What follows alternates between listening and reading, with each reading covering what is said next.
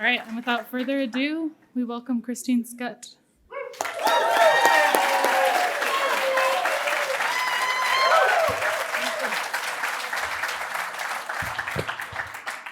Thank you very much.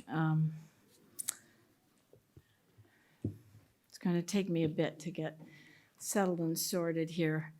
I've been cutting this and cutting this. But first I want to thank Wyatt Prunty for all the invitations, the welcome invitations to this conference. My world is much bigger as a consequence of being here and befriending faculty and all the accomplished attendees who challenge and inspire us every year. Thank you to Megan and to Gwen and Leah. May the conference become ever more vibrant. This is going to be a reading in 3 parts, all short. The first and third will be new work, and in the middle, an older story. The first are excerpts from the beginning of a road novel that starts in Wisconsin. The year is 1957. The working title of the novel is Road Novel. That should tell you a lot. Because of the way I've cut it, the trip might be a little trippy. So I apologize. You know, you start reading your own work and you think, I can't read that.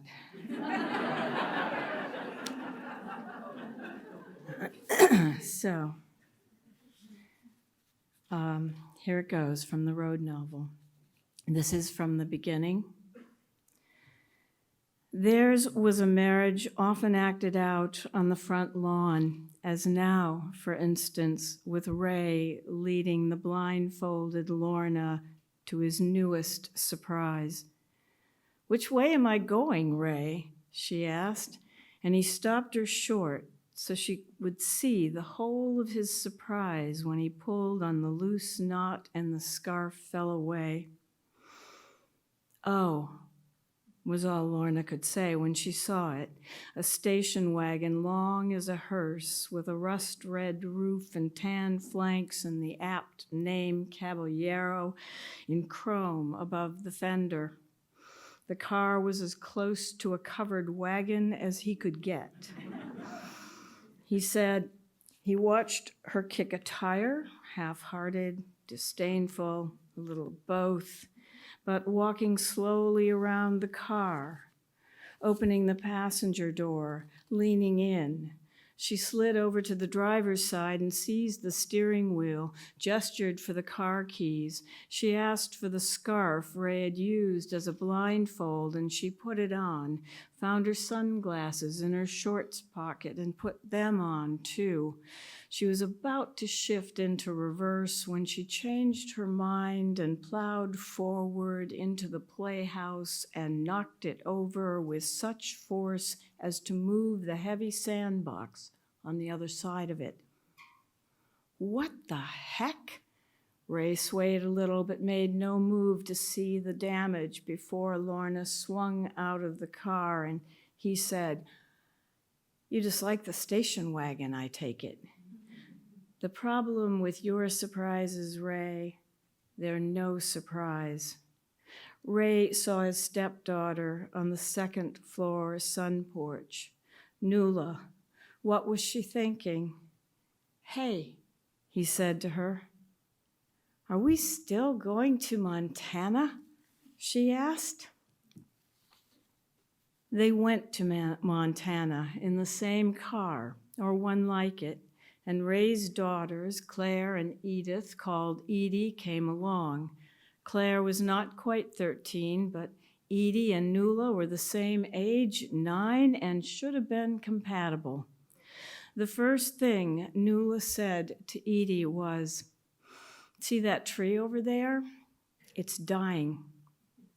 This was in the 1950s, 1957 to be exact, August, and yellowing. After a day's driving in Iowa, Nuala lay sleepless in a bed for two that now fitted three and listened to her stepsister's whispery sleeping. Earlier, Edie had told Nuala that if she were to fall asleep with bad thoughts and die, she would go straight to hell and suffer for eternity, burning pitchforks in her eyes. All Nuala knew of God was he was loose in the air and everywhere. She felt known, if not protected. Wall drug. What? The signs grew and grew into a green plaster dinosaur some 70 feet long and a howdy sign, "Welcome to Wall Drug." A lot of things seemed made up the farther west they drove. Legends. They saw the chair on which Wild Bill sat with his back to the door when broken-nosed Jack, the cheat, shot him. In the bright surround of the cemetery, trees dripping, dark shrubs jeweled, the bronze head at his gravesite bore a kindly expression. The epitaph read, "Wild Bill died by pistol shot, aged 39. Custer was lonely without him."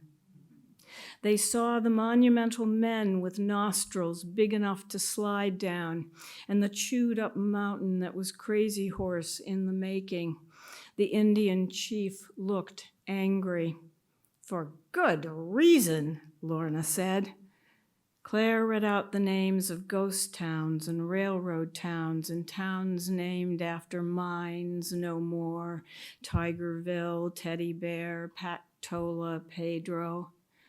Deadwood was alive and thriving, and Claire found such towns on the map: Awasta, Aweta, an Etta, a Moon. Poor horses, dusty sluggards in patchy fur grazing. Ponies. Remember in the Remington book? The withers, the slack back and ribs, the pointy hips. Nuala remembered if no one else did. The Indian ponies stood sway-backed and sad, but Crazy Horse's horse in the model looked indignant. Small, pretty face, imposing neck, wavy mane. Once they crossed into Wyoming, Claire pressed close to the clouds happening outside the car. One moment shredded, the next fluffed, but she couldn't make anything out of the clouds. All she ever saw was herself flying or jumping into them. Late afternoon, Yellowstone, and the sulfurous buttering mud pots put Stinky Jim in mind. Poor Mr. Potato Head, Claire said. She called him Mr. Potato Head because his eyes were set close and his face was fat at the bottom. The Potato Head was Claire and Edie's mother's boyfriend. His eyes leaked potato tears, and he spit when he spoke, chewed with his mouth open, ate too much, burped. Every time he was at their house, and he was there a lot of the time, he ate too much and after dinner farted. All around the mountains and in time before the sunset, a lodge came into view. The cabin the girls shared had a sawdust smell, narrow cots, heavy blankets. Edie woke up in a sweat. Edie told Nuala that because of Lorna, their father might go to hell. Kansas was the tornado, signaled by a glowering sky that Ray and Lorna knew was dangerous but kept to themselves all day until the manager of the tiny motel knocked on their door in the night and led the family to the cellar, with Lorna and Ray telling the manager they'd expected as much. "Why didn't you tell us?" They sat on the cool floor in the cellar, and it seemed to Nuala darker forms made room for them, whispered. The loudest whispering came from Claire, pleading with Lorna to retrieve her jewelry box, pink and square, with a lock and key, and under the lid, silky compartments and drawers for valuables, chief of which was a ruby circle pin the size of a quarter from her mother in advance of a birthday they would not share together. Lorna was about to die for Claire's stupid circle pin, for Claire, who wasn't her daughter. Nuala meant to shriek, "Don't go!" But the winds picked up, the bulkhead banged, and Lorna came back. The tornado spun south of the motel, some poles down, some trees. No one killed in the vacancy that was Kansas. Ray informed them all that a tornado could drive a toothpick into a plank of wood. But what did that even mean? It's short. Okay, I have to find myself right. This next story I'm going to read was written in the early in the 21st century. A friend challenged me to write about a perfectly happy life for a change. And I wrote this story, The Life of the Palm and the Breast. The mirror untethers the room and sets it afloat above the park. The mirror makes her tipsy, and perhaps she is tipsy here, turning to look out at the winter sky and shy black skyline, out at a dainty city with the lights come softly on. Such pleasures. The views from a building secure as a banker in his snug plush coat. There is so much to be pleased by. There is the flawless father who pleases her, and the washed windows that front the seeping dark and pearly dusk. Inside, the colors she has picked are deep and expensive, reds, blues. The fire is lit and the damp balsam twisted up with spruce and draped along the mantel smells green. Speckled pears, nuts, oranges, even a grapefruit color the garland and double in the mirror they partly frame. No wonder she is dizzy. Little boys are running through the room in velvet shorts. She cannot tell which boys are hers. They are so look-alike. She hesitates to take one. You? The small neck pulses in her grip. There is, too, the familiar wet mouth, the cheeks winter-chapped and warm, the child-pungent hair she puts her face to.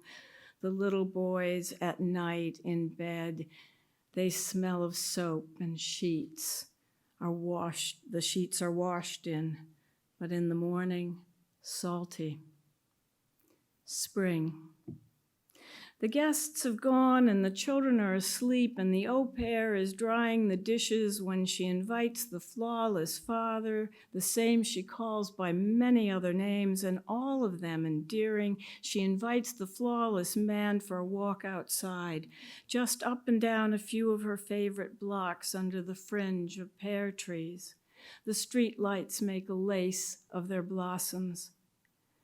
We live in a pretty neighborhood, she says, and he agrees. The little boys use their Sunday palm as whips until the girl cousins quietly flank him, this father, her lover, their uncle, the faithful man who promises the boys won't, no, not to the girls, they will not. Boys, is all he says. And the boys drag their fronds like sticks across the fencing. The park side of the street is guttered with elm seeds, and the catkins she points out, aren't they sexy? The shy grace of new flowers and clean skirts, spring it is, yes, and the bare-skinned morning opening slowly seems to shiver. Yes, she says in the tremulous light of the late spring Sunday. Late, the children far below on the street, at the park, in the part of Sunday that is theirs when she can walk through the kitchen undressed and calling to him, "What else would you like to eat?" The flawless man says he would know where to find her on any afternoon, but his voice still comes as a surprise when the manicurist holds the phone to her ear and she hears him ask, "Can you be ready for Paris in an hour?" Oh, it is fun to be rich and darling. Wedding linen, cut flowers, drawers that shut soundly, the silver nestled in felt bags, passed down pieces, tarnished spoons. She warms them in her hands. Mother Pet's initialed tongs, the berry spoon from Nana. It is always this way before a party, isn't it? The dead are moving their mouths when the living come slamming in. "Back so soon?" she asked the boys. Caught in the spring rain, caught before lunch, the flawless father and the flawless boys are come back long before expected. "Stay away from me. Stay where you are," she says. "Stay there beyond the kitchen where the muddy boots pant and lacrosse sticks drip wetly." "You're not still in Bermuda," is what she says to the boys when they sock slide in the kitchen half undressed. Their bodies are tanned. Only the flawless father's isn't peeling. His shoulders are hairless and smooth and freckled with runny freckles. She feels if the freckles are raised, and she feels how warm he is and keeps her hand at his back while he asks her, "Who exactly is coming?"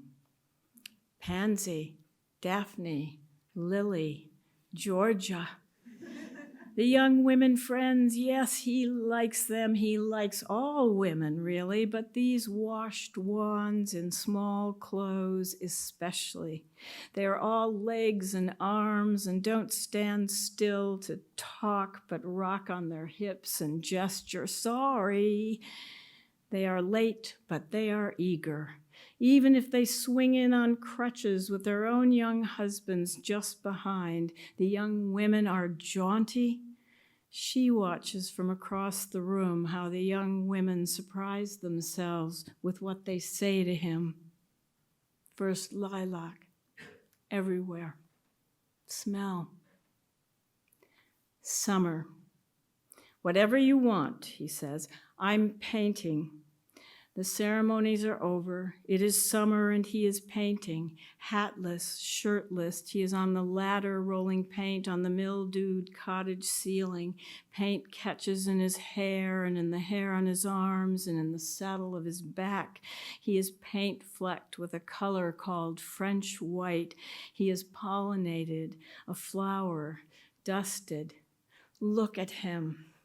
The way the paint washes off and the waters blast, swashing down his face, his malleable face, the tolerant mouth turned up at the ends, the eyes that when he smiles pleat sweetly. No other word for it. He is such a boy. The way he is about water, how he likes to stand in it. The waters off Penobscot are sun-chinked and cold. Nothing skits the surface that might bite. The surface is a mirror to mirror the spruce tipped toward it, and the pink cliff shoreline blushes deeply. At sunset, he swims. His heavy arms break water. His heavy, lifting arms are mostly water, and the water is cold. She has felt it. And when he wobbles out of the water over the mussel-stuccoed shore, he makes the noise of someone cold. He huffs and grins at what he has just done. But what he has not done. He is not finished reading Ulysses. He is wall building in the garden still. He is walking the island, going out in the boat. See where he is? She points for the children. He is at the water after stones for the wall. See? He hefts a stone on his shoulder and holds another at his hip up the hill to the low wall with its band of black-eyed Susans. How is it he carries those stones, but easily, lightly? Oh, he is so perfectly good. He is the way she thinks a hero should be. Fall, late August. Is summer so short and over? It is cold enough this morning for a fire. The rain clouds the fields and the blown fog boils until they leave the cottage and it lifts. Can you see?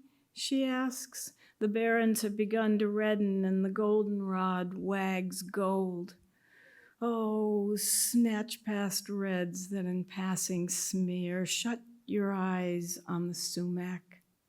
Go fast, say the children when the sudden road cleared invites them.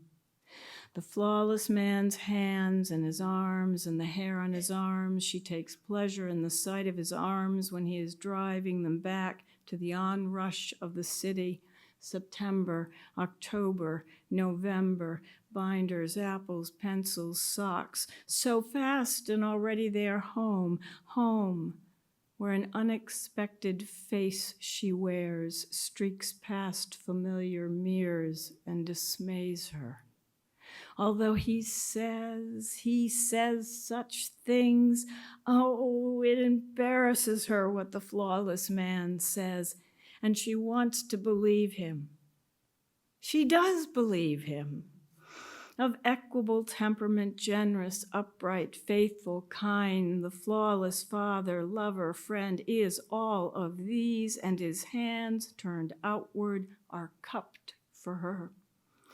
Yes, she likes to be done to. She likes to be bossed and made to feel what she feels, fleshy, cleft, insatiable, a bit of a tramp on the spit of his hand, the same hand deft enough to catch in passing a doll the boys have twisted into splits. He swipes up the doll, so much hair on a stick, and ever the flawless uncle, he shuts the doll's legs and smooths her dress and says to the owner, avoid the boys. Come sit by the fire and play near us. And when the girl goes home, the boys take her place and loll by the heat on their bellies, pushing trucks. The fire stuns them. Their cheeks are flushed, and when she finger combs their hair is wet. Go to bed, she says, and the flawless father walks them. Falling and falling all night into sleep, the boys are noisy breathers and kick at their covers. How has it happened they have these boys is something she likes to say, and she says it, walking to where he is sitting in front of the fire. How is it so much of what she says at night goes unfinished. She would rather kiss and be kissed and watch the soft collapse of cindered logs in the darkening room where they are themselves, greater darknesses, touching. Winter. Lap robes and cushions and candlesticks, greenery and oranges, spiky flowers, rows of things, red silver bowls of bulbs, decorations made of candies. These are some of the jammy comforts attached to this time when radiator heat squiggles palpably and whitely in the room. Aren't you thirsty? She asked the flawless father. And she asked the boys, but the boys go on gouging chocolates and sucking out the cherries. Their lips, when she licks them, are sweet, and other parts of them are sweet. The pocked baby parts of their hands, the sugared wells between their fingers. The boys are grooved for licking and taste good. What makes her so special? Except that she is. Yes, surely. Look at the unfolded body the flawless man helps her keep, how he comes up from behind her in the urgent first abrasive pleasure is a pleasure she would like to repeat even as it happens, so that she does. Her body flashes in the mirrored door where the city floats in the white light of winter, in the pink of spring, soft June, the heat wave that shrivels August, October. The city wakes, rises, backdrops, the dark head pressed against her breast. Is it any wonder she is dizzy? Shouldn't she be afraid? Go on that one.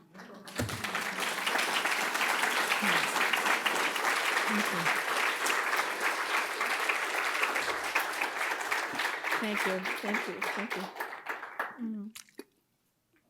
I have taken, this is also new work, I've taken to writing very short fiction when the road novel feels trivial, which is a lot of the time, and I don't know where I'm going, which is also a lot of the time. The short fiction is a relief and a release. The shorts are meant to be all of a piece under the title, and this is a fixed, not a working title, Little Violences on the Farm. Back to form. The shorts are numbered and have their own titles. I'm going to read 5. Number 1, warm flank, wet straw. This is an old story, so I will first tell it fast. In a closed-off room, someone bigger once abused someone smaller with equipment nailed to one wall of the room, and pleasure and pain and surprise followed for the bigger person as much as for the smaller. Here is elaboration of that story. The room with the equipment is built atop what was once a barn that housed some cows, and at the end of the barn, behind a wall, a bull. The barn had a cheesy cow smell, with the old girls shifting in their stalls and the draw down in sharp squirt tin plink of milk. Cold hour, warm flank, wet straw. One day the bull was gone, and the cows in the barn, emptied, was left to fall. The wet barn-like barn boards were slow to dry, and we forgot about the barn and the cows and the bull, and the boards turned to bones, which, when the land was purchased, were shoveled away in a new, larger box, put in its place for arts and crafts and dance, so little girls, faint as spring, might pip around the room as ballerinas. A magical teacher was hired and came with confetti and equipment she nailed to one wall, chains, arm grips, stuff that looked like ski ropes, all of which she explained on Parents' Night as part of the exercise routine. And the chains were pulled on like water ski ropes, and the little girls leaning over the wake. Oh, you know the rest of this story.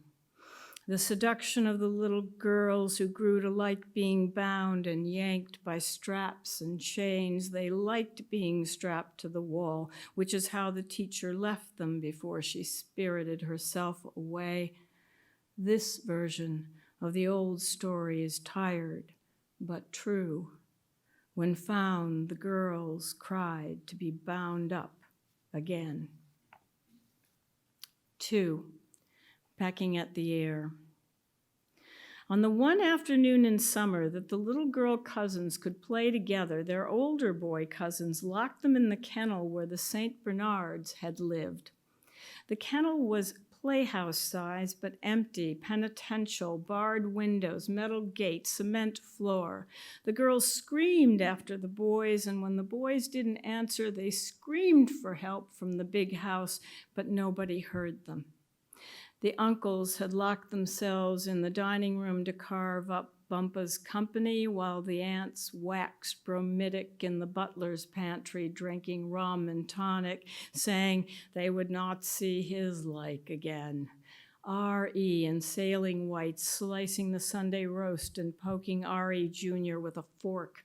No reason. The old man won the Ames Cup in the C class 5 years in a row. Now his sons could never beat him. Competitive family. Some said cutthroat. Of the 3 little cousins, all born in the same year and all on this day, age 7, Cecily was easily the smallest, yet she could not slip through the bars of the kennel gate and save them. Help! The oldest of the 3 girls thought Cecily didn't try hard enough, and they fought. All 3 of them fought and despaired and shrilled, "Help! Never cry out for help unless you really need it." They remembered the consequences. One of the St. Bernards had pulled out of the caretaker's grip and galloped to the lake where he thrashed in the water after noise he meant to save. Very scary. "Help!" the little girls screeched.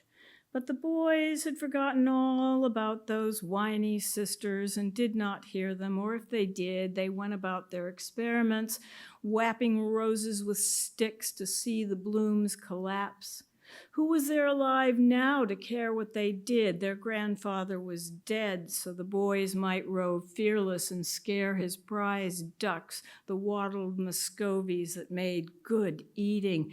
But the inedible guinea hens would not be spooked. Aggressive, mean, pecking at the air, they circled the fenced enclosure and hissed the boys away. To the lake, then, and the boathouse with an Evinrude outboard for any boy tough enough to pull it started. And they were, both of them, more than tough, and puttered out to the weedy bay to stuff frogs with firecrackers and watch them blow up. Those boys.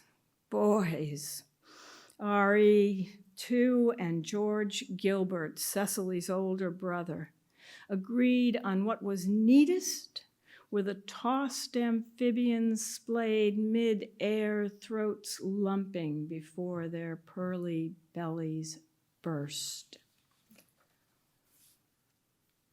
Foreign, number 3. The redly emphatic news ticker ticking at the bottom of the screen, and the scowling man also read, assaulted her. Also, Chappie Fox, her grandfather's business friend from far away, but she hadn't words for it then, only dread. Twice, as a girl, she had been in his company. He had an accent. Now she thinks he was Australian, but she has no one to ask. He was hard to understand, which added to her fear of him. The first time they were alone in the sunroom, he backed her into the corner. He was the tallest man in the world, he said, and she fully believed him. But how to get away from the tallest man when he pressed close and put his hands under her arms and made as if to lift her up? Why? He wanted to know if he was the strongest. Won't hurt, he said. But it did. Second time, same request. Only her grandfather was in the sunroom with them and told her to let Chappie Fox lift her. So she did. Her grandfather's important business friend from far away, the tallest man in the world, Chappie Fox, took her up from behind, and it ached, it chafed, it burned his hands in her armpits, hoisting her up and holding her there until he groaned and let her drop. That wasn't so hard, he said, was it? Number 4, little violences on the farm. The girl heard him before she saw him. Reimer from school, her tormentor, and just as he saw her, she moved from under the scruffy copse and ran full out for Fulmer's barn. No other shelter was near enough, and home was hardly safe. She slipped through the loose barn doors and down the aisle to the reinforced door with the jail bar top where the bull called Armor lived. She leaned over out of breath. Reimer wouldn't look for her here, and if he did, she had armor for protection. Old joke. Armor butted the bars with his putty-colored snout and chuffed small plumes of breath wetly. The girl's breath came out whiter. Reimer, bawling threats not so far from the barn, yelled her name, Hog! And it shamed her, the ugliness of it. But what could she do? She was no fighter. In school, out of school, he lunged out of nowhere. I'd like to see you slide down a razor blade naked. From outside but close came Reimer's shrill whistle, a visible sound followed by a blank. Was Reimer lying in ambush or had he moved on? Before Reimer, there was Michael's speech, who left a piece of shit on the toilet seat for her to sit on. "Did you like my present?" And before him came her cousins, Teddy and Jack, and the man who said he was her father. So many tormentors, and she was only 8.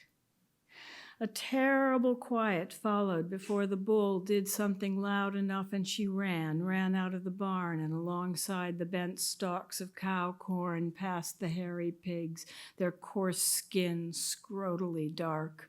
They grunted on their way to the muddy trough to snort up slops and make pigs of themselves.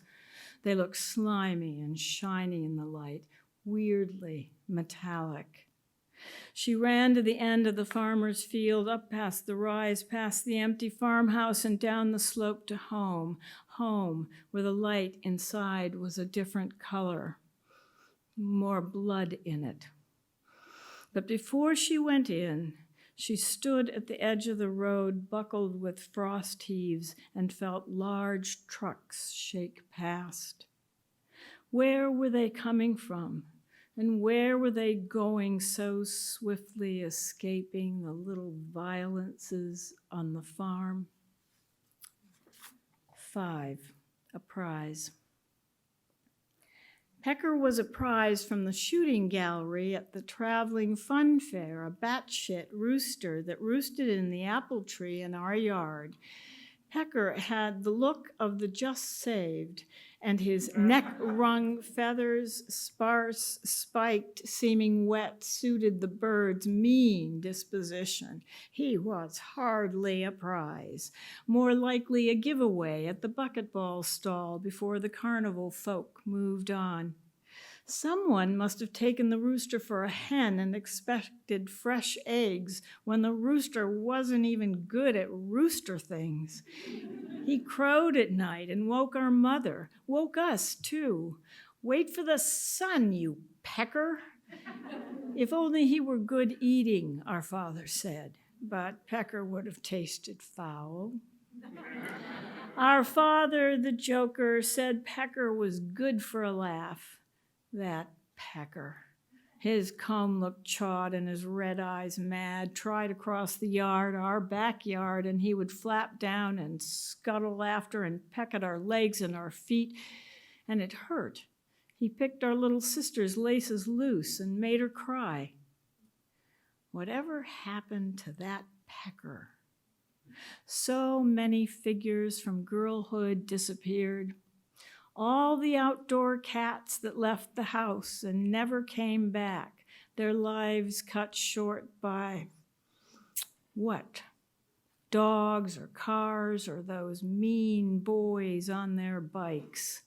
Elmer and Homer, Sonny, Daisy, Pitty, Peeps, we remembered their names. The indoor cats lived longer, but when we came home from camp, old Major was gone. All we could find was his favorite cushion, deeply indented and darkly furred. Our mother said it was past keeping, and she threw it out. The apple-headed Siamese was so self-possessed, he walked in the front door when we held it open for him, and he weaved around our legs. Sweet companion, surely someone's pet. How was it no one ever came to claim him? We called him Charlie, but he would have come to any name. He was gregarious. He followed our father into the newly installed stair lift, but was freaked by the accordion gate. At the second floor landing, he tried to streak through it, but it sprung back fast and nearly cut him in half. Those of us home at the time watched him die. It was that way with all the pets, and with our father, too. The Great Dane Cavalier, belonging to our cousins who spent a large part of summer with us, was simply not on the lawn the next. Thank you. Thank you.